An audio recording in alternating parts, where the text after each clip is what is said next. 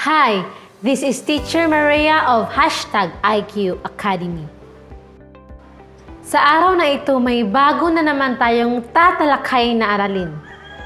Ito ay tungkol sa simuno at panaguri. Ano nga ba ang simuno at panaguri? Ang simuno at panaguri ay dalawang pangunahing bahagi ng pangungusap. Simuno, ito yung tinatawag na subject in English. Panaguri, ito yung tinatawag na predicate sa Ingles. Iisa-isahin natin ito ngayon.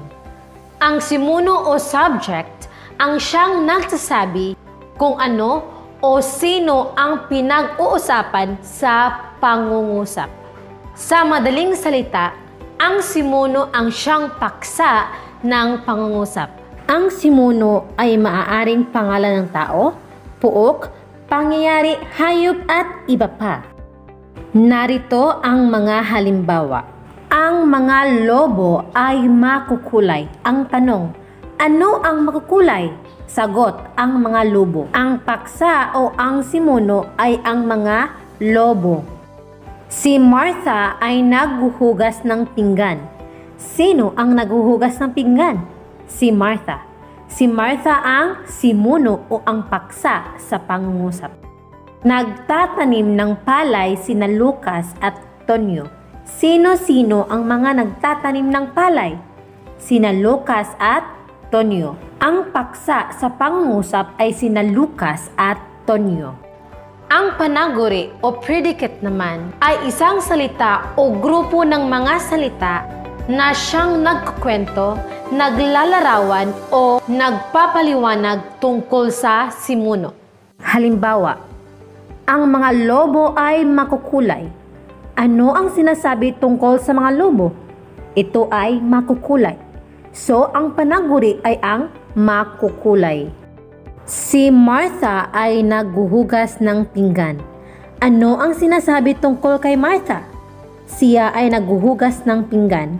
So, ang panaguri sa pangungusap ay naghuhugas ng pinggan. Nagtatanim ng palay sina Lucas at Tonyo.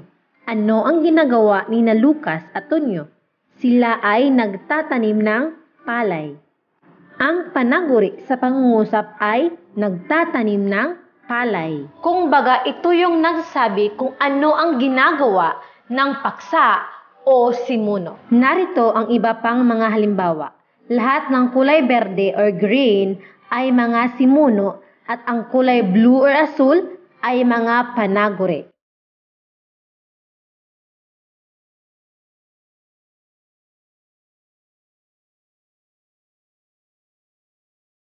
Again, paano mo masasabi kung alin ang simuno at alin ang panaguri? Halimbawa, si Jaime ay matangkad.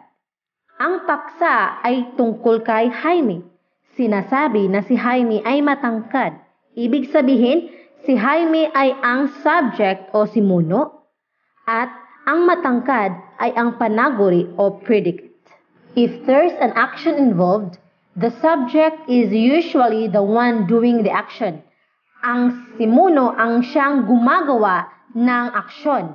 Halimbawa, umiyak si Jesus. Sino ang umiyak? Si Jesus. Ibig sabihin, si Jesus ay ang subject at ang umiyak ay ang predicate o panaguri. Subukan natin itong sagutin. Tukuyin kung ang nasalungguhitan ay simuno o panaguri.